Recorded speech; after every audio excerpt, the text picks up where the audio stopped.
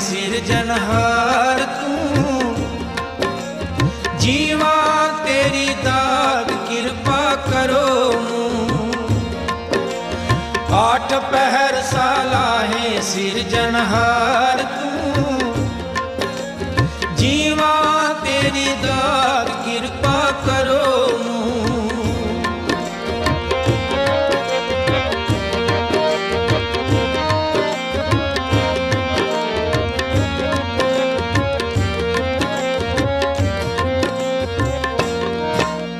ਜੋ ਨ ਟਹੰਦੋ ਮੂਲ ਸੋ